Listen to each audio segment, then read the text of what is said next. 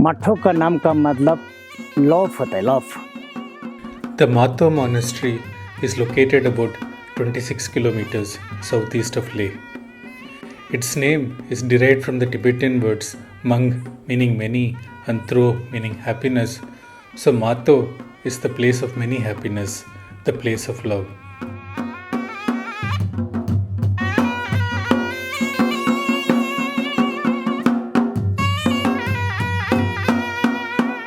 मेरा नाम जमियांग तुंडुप लामा है। मैं यहीं मठो का हूँ, यहीं विलेज का। क्या है? गुम्पा का नाम थुप्तेन शालिंग छुस्कोर है। थुप्तेन मीन्स मेडिटेशन सेंटर होता है और शालिंग मीन डियर्स पार्क। पहले यहाँ डियर्स बोर्ड रहते थे। Meditation centre of dears. The monastery was established in the 14th century and it belongs to the Sakya school of Tibetan Buddhism. ये बुद्धिज्म में four school होता है, साक्या, गिलु, न्यूमा, काग्यू। ये हमारा साक्या का है। Mato is famous for its Nagrang festival, which happens on the 14th and 15th day of Tangpo, the first month of the Tibetan lunar calendar. तंगपो का पूरा महीना हमारा बहुत महत्वपूर्ण महीना मानता है, क्योंकि जो भी उस बुद्ध भगवान ने सुने, जितना भी तंगपो में हम पुण्य करेगा उससे डबल पुण्य हमको मिलेंगे।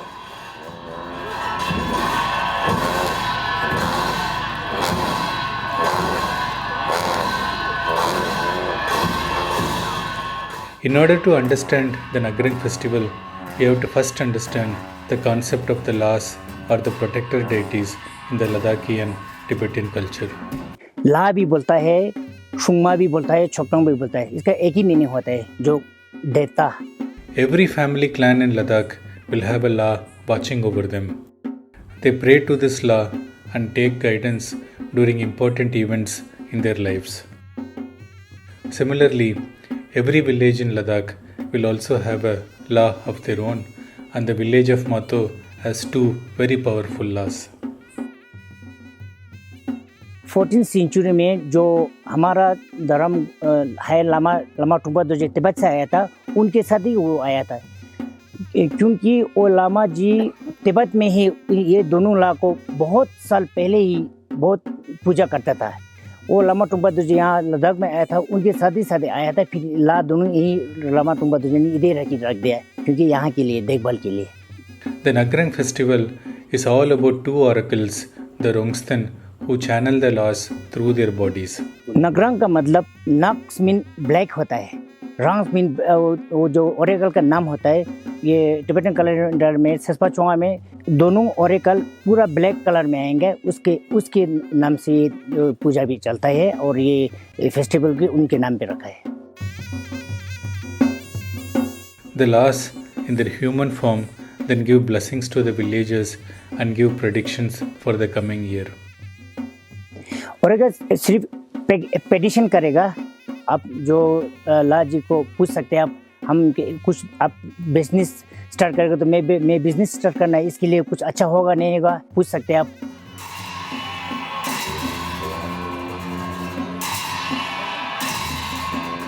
The Nagrang festival is the most important event for the people of Mato. So everyone pitches in to make the festival a success. Many of them volunteer at the monastery to help with the logistics, and some of the villagers organize themselves into volunteer groups to provide free food and drinks to the attendees. ये छम हर जगह में छम दिखाता है। क्यों दिखाता है आप लोग को शायद मालूम नहीं होगा। छम दिखाने का मतलब होता है अपनी मार जाने के बाद भगवान, अपना खुद का भगवान होता है ना, उनका रूप कैसा होता है, मरने से पहले उनका एडिटेशन के उनका समझने के लिए बोलता है।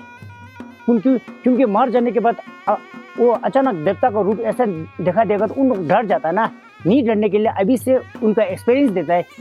मरने के बाद देवता मिलेगा तो ऐसा होता है, चलने का ऐसा होता है, उनके हाथ में ये होता है, उनके हाथ में ये होता है, वो ये पैदल ऐसा चलता है, ये ऐसे चलता है, ऐसे घुमाता है, कपड़ा ऐसे पहनता है, बोल के ये इनके लिए छम अभी दिखाता है।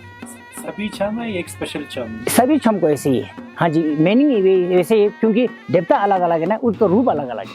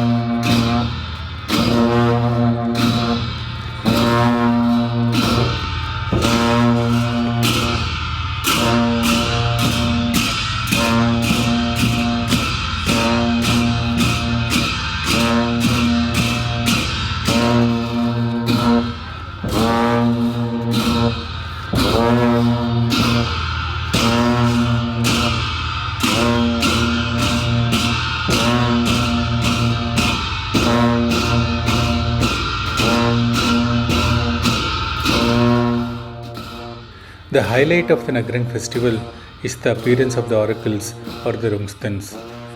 Huge crowds gather to witness this spectacle, and honestly, this is one of the most amazing things that I have seen on my travels. But unfortunately, no one is allowed to film the oracles, and I had to put my camera away when they appeared. Photo नहीं खींचता है क्योंकि ला खुद पसंद नहीं करता है photo के लिए। पहले भी फ़ोटो खींच के बहुत बुरा भी हो गया था। हाँ जी, इसलिए भी हमने भी मना किया कि अगर कोई फ़ोटो खींचने वाला तो ला खुद वो तलवार लगा देता है, मार देता है, इसलिए क्योंकि ला पसंद नहीं करता फ़ोटो के लिए। The oracles make their appearance on both days of the festival, but the main highlight is on the second day when they appear in their black or Nagrang form. और फेस्टिवल टाइम में तो उसका एक में तो तलवार होता है, हम रई बोलता है, एक में तो दुंग होता है, वो क्या बोलते हैं उसका, स्पीयर, वही होता है।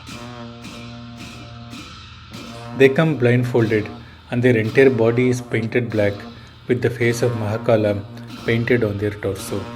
आंख बात करके इसमें आंख में देखता है, ये आंख वो हमारा भगवान होता है, उसका महाकाला, हमारा बुद्धिज्म का महाकाला होता है, महाकाला का आंख बना हुआ है, महाकाला का चेहरा बना हुआ है, वो महाकाला के चेहरे से वो दिखता है।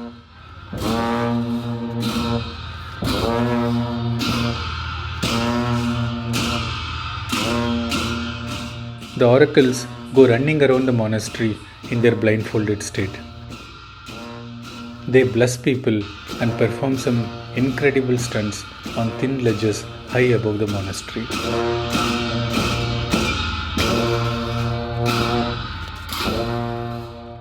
हमारा एक किंग था, किंग का वो क्या कहते हैं वाइफ, वो आंगमो बोलता है उसका नाम, उनका यकीन नहीं हुआ कि ये ला है कि नहीं, वो देवता है कि नहीं। फिर ये ला दोनों ने पूरा नयन कपड़ा पूरा जोन करके ऐसा ऐसा करके पूरा आंग में लगा के पूरा में चला है। तब उनका आंगमो को पूरा यकीन हो गया ये वो उसका पूरा जेवल्स होता है ना उनका ऑफर कर अभी भी वहाँ है म्यूजियम में देखने के लिए।